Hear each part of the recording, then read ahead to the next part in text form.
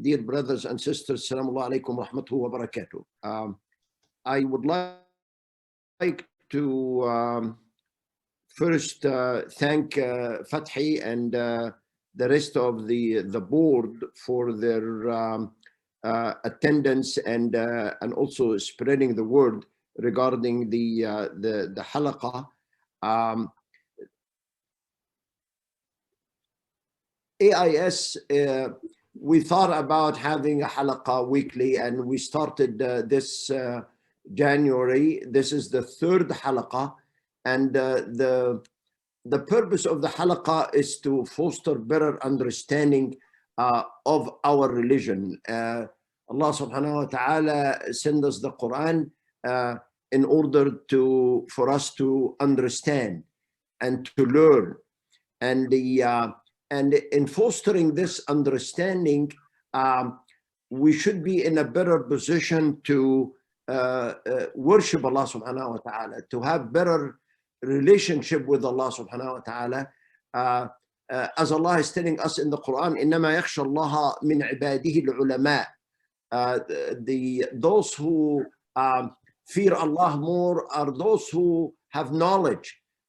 So really a key thing in our religion is to understand. We are not taking things for granted, but we need to search and understand our religion, and also understand our responsibility as khulafa'ullah fil ard.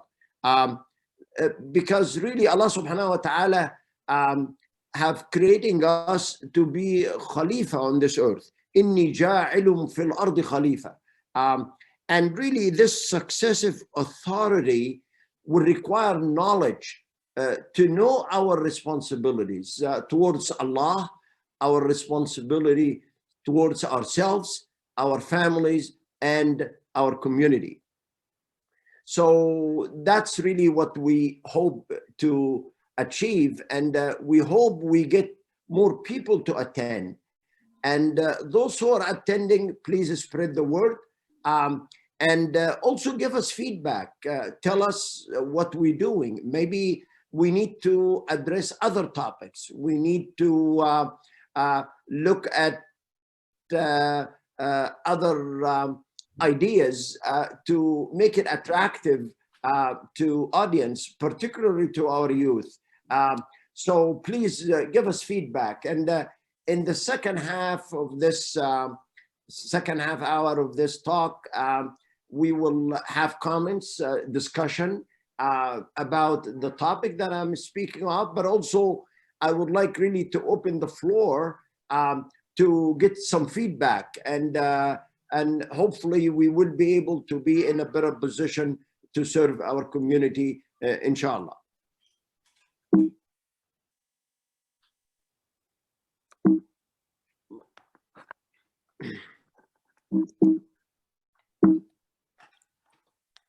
You see how.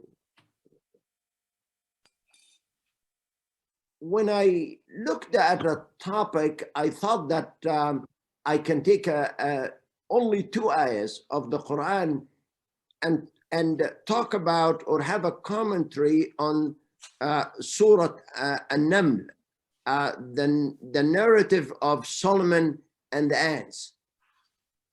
And subhanallah, there are so many lessons that we can learn from the Quran. I mean, endless lessons in all the surahs and all the Quran. And the Quran will be really the enlightening for us to learn and to understand from ayatullah subhanahu wa ta'ala.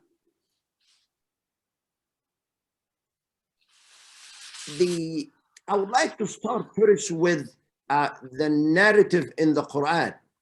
Allah subhanahu wa ta'ala in Surah Al-Qasas is telling us, نحن نقص عليك أحسن القصص بما أوحينا إليك هذا القرآن وإن كنت من قبله لمن الغافلين.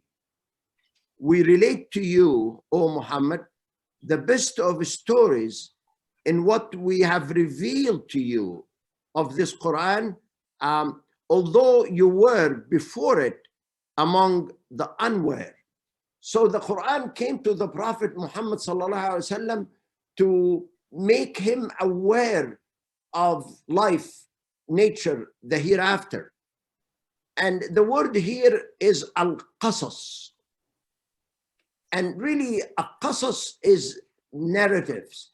It is not a story. And there is difference between a story and narrative. A story is a description of imaginary people and events. Someone write a story from his imagination.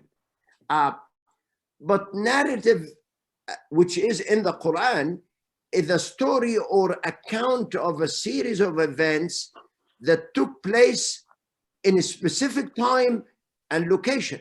So it is reality. It is part of the historic, the culture that we get. And the Quran is telling us these narratives for what? For us to better understand our religion. So really here the word al-qasas is the key word. And sometimes we, in Arabic language, we call it qissa or qisas. But in the proper pronunciation is al-qasas, walaysat al-qisas. Because al-qasas meaning really narrative, which is event that truly happened, and Allah subhanahu wa ta'ala is the one who knows, and tell us about these narratives and these events that took place.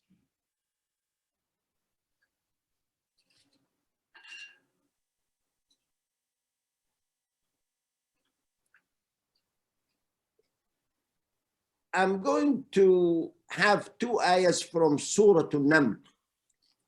In different chapters of the Quran, the name of the surah sometimes come from certain ayah or from certain a significant event in the ayah, so indicating it is importance. So when you look at Suratan-Naml, you would realize that there are so many surahs actually, so many narratives in the surah about Sayyidina Musa, about the bird, about the ants.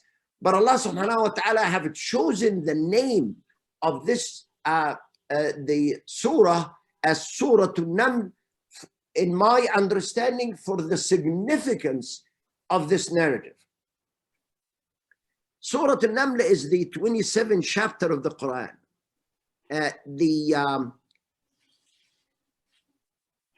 And it has 93 verses. It is revealed in Mecca on the 8th year of Hijrah. The ayat and the surahs, they are two kinds. Either it is a surah Makkiyah that revealed in Mecca, or Surah Madaniyah that revealed in Medina after Hijrah. So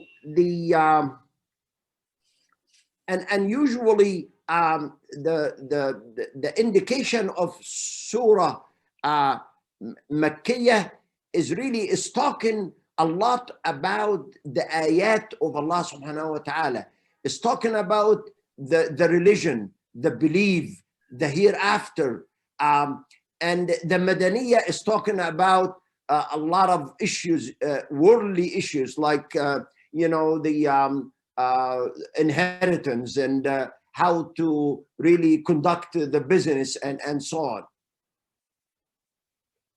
This surah, as I indicated to you, it takes its name after the 18th verse, when Allah subhanahu wa ta'ala mentioned the ant and discussion with Prophet Solomon. It has, as I said, among other things, because it has other narratives, but because I believe with the significance of this narrative, the surah have been named after the ants. And there are only two ayat.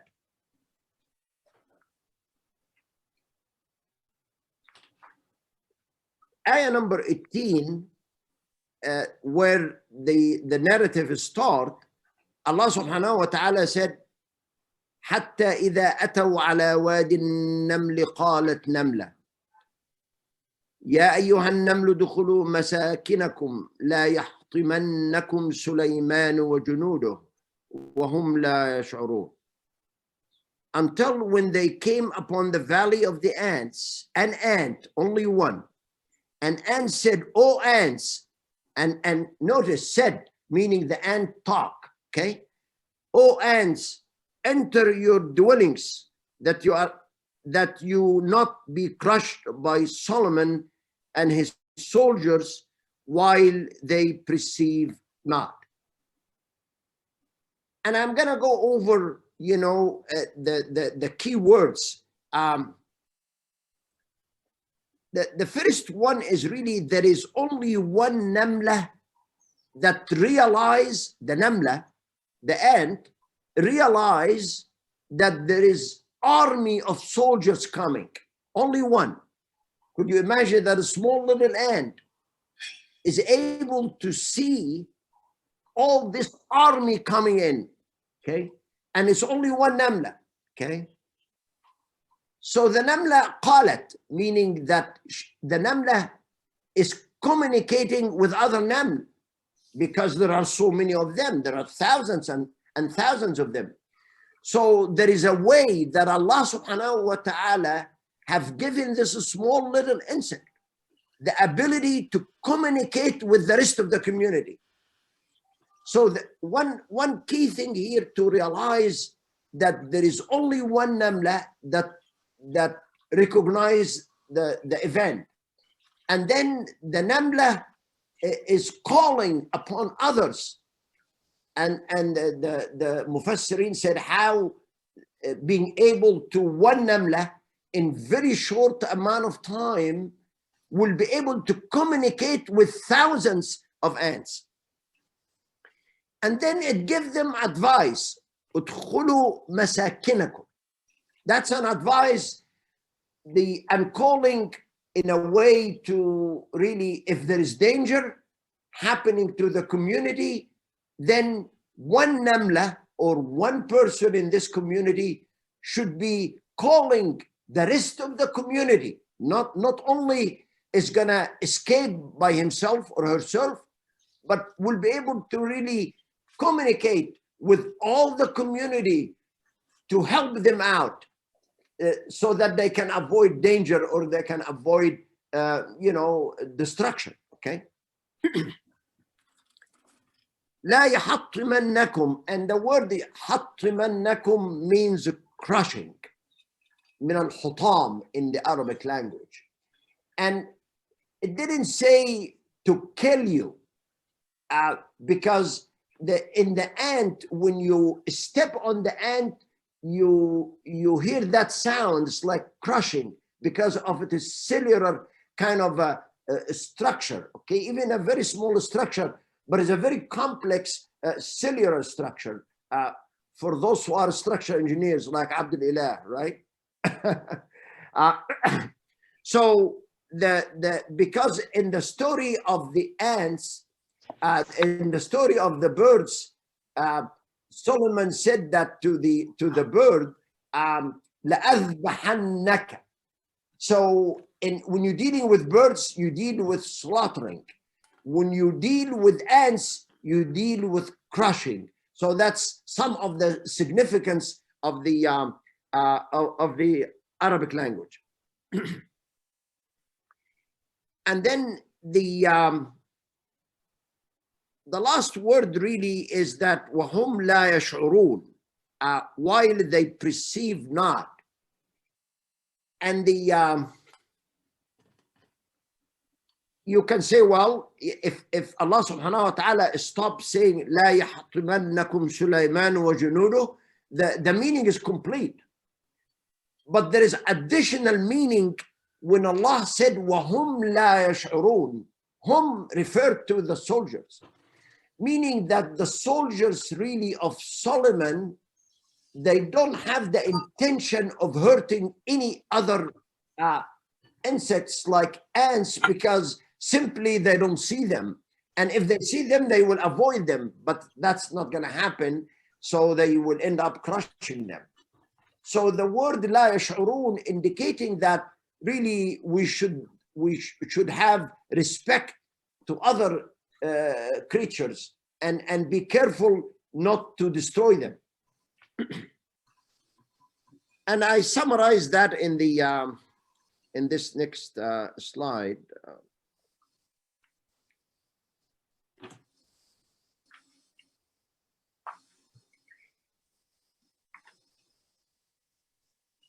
Allah subhanahu wa ta'ala created everything with predestination. So that inna kulla shay'in, everything khalaqnahu biqadar, with really great care and precision. Because if you imagine the ant and how small it is, you realize that they have brain, they have ability to communicate, they can really sense the danger. I mean, it's a very complex system in each of these ants. So, and that goes to, you know, millions and millions of creations of Allah subhanahu wa ta'ala. So we shouldn't really underestimate some of these small little creatures, because they come on this earth for a purpose, and we should realize the power and of Allah subhanahu wa ta'ala. And Allah subhanahu wa ta'ala also give knowledge to all of his creatures, even the very small one. Give the knowledge, like also give the knowledge to Adam. وَعَلَّمَ آدَمَ الْأَسْمَاءَ كُلَّهَا. Meaning Allah subhanahu wa ta'ala create these creatures and give it the tools and the knowledge to be able to survive and to be in existence and to protect themselves from dangers. We also reflect on the fact that we really know very little about other creations.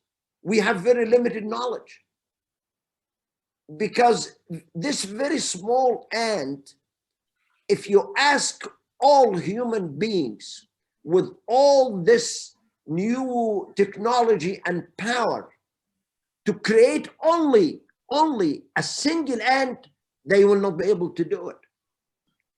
So we have very little knowledge. We have, and as Allah subhanahu wa ta'ala is reminding us, don't be, fakhur, or of what do you know, because what do you know is very little.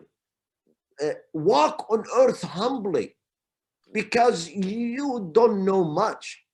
And we see that in the pandemic and the viruses and all of that, and we just going around trying to figure it out. Because وَمَا أُوتِيتُم مِّنَ الْعِلْمِ إِلَّا قَلِيلًا. We have just given very little knowledge, meaning that we really have to be humble. You know, whatever little knowledge you have is from Allah subhanahu wa ta'ala. Don't be arrogant. Don't say that I know it all. We really don't know much. And the last one that I told you is that the Solomon and his soldiers don't have the intention to do harm to other creatures, because obviously they, as Allah subhanahu wa ta'ala said, وَهُمْ لَا يَشْعُرُونَ. And really we can take one of the important lessons that we should really take, which humanity really need, is the call for unity. We need to work together to face danger. It's the only way. Allah subhanahu wa ta'ala have, when you look at the ants, that they think and act collectively, because this one ant that realized didn't keep this knowledge to herself and her friends, but calling all the community. So we should really work together as a community. And it is the only way that we can really progress and be good Muslims, is to, as Allah subhanahu wa ta'ala said, وَاعْتَصِمُوا بِحَبْلِ اللَّهِ جَمِيعًا وَلَا تَفَرَّقُوا. Just hold tight to the robe of Allah. We need to build a stronger community. And the only way to do that is to be united. Despite of our differences, we realize that we are different, but we need to collectively work together. And the other thing that we need also to have love and care for others, so that if anything we know that it will hurt other members of our community, we call upon them. We spread the knowledge. If Allah give you some knowledge, you read it somewhere, you heard it from somewhere, and you realize it is true and it's gonna happen to others, then don't be shy in spreading good, in loving one another for the sake of Allah subhanahu wa ta'ala. And also with calling, we need also to realize that we have obligation to have nasiha, advice, and give reasons for your call, so that when you advise someone to do something, whatever that is, try to explain why you're doing that, so that you convince the other that it is true and you care about it, so that you can explain. It's like when you ask your kid, do that, without say, Dad, why? Then you need to be ready to convince your son or the other person why you're calling about that. Because the ant said, ادخلوا مساكنكم. Why? لا يحطمنكم سليمان. So is the ant not gonna crush you? Okay. So that's a very important lesson actually about advice. And then the second ayah. فتبسم ضاحكا من قولها. Sulaiman, he smiled and he was amused at her speech. Allah gave him the ability to listen to what the ant said.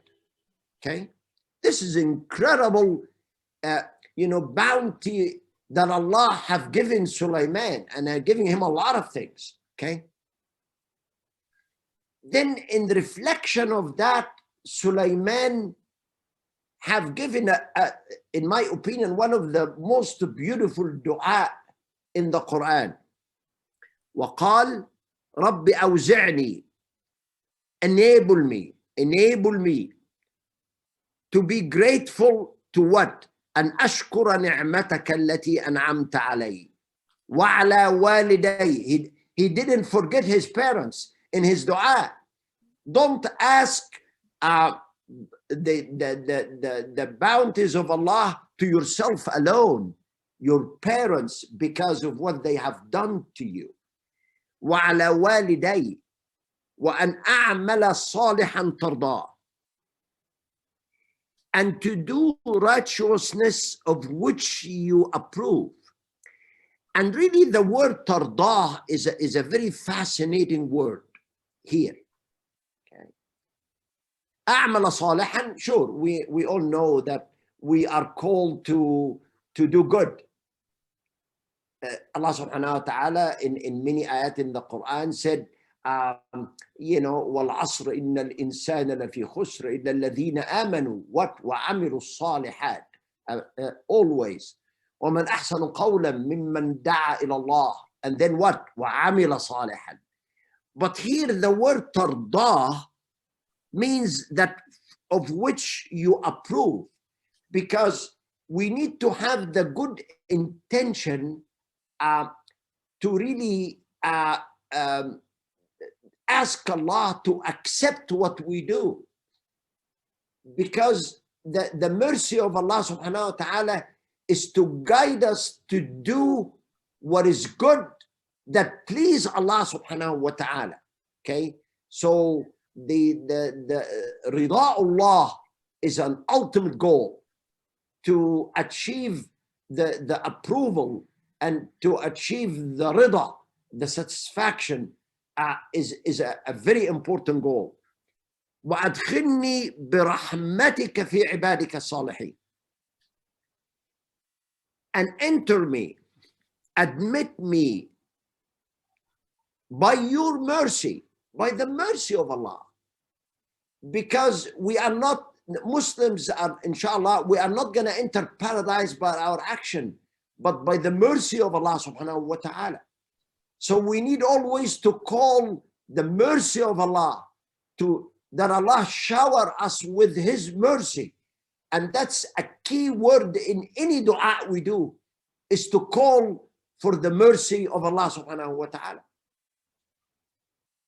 And Allah told us anything we do and we say Bismillah, and then what? Ar-Rahman Ar-Rahim, the merciful. So that's very important. Fi ibadika salihin.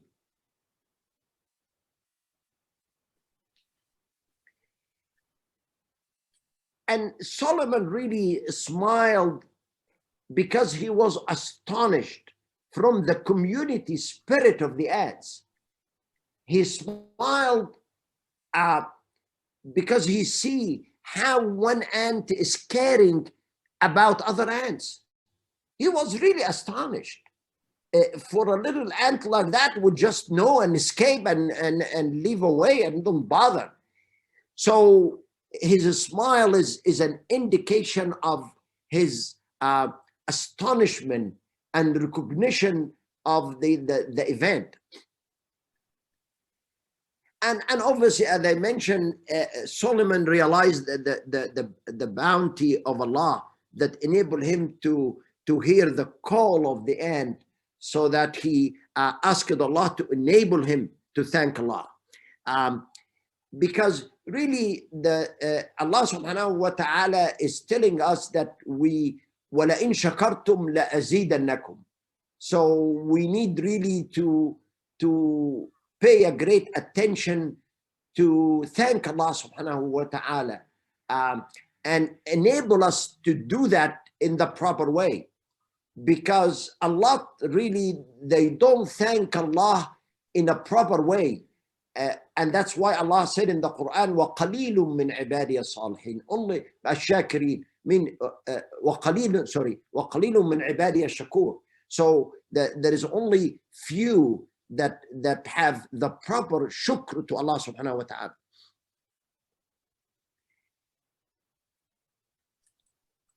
We have other lessons in a way of really, at the end of the day, we have a lot of bounties that Allah subhanahu wa ta'ala is giving us.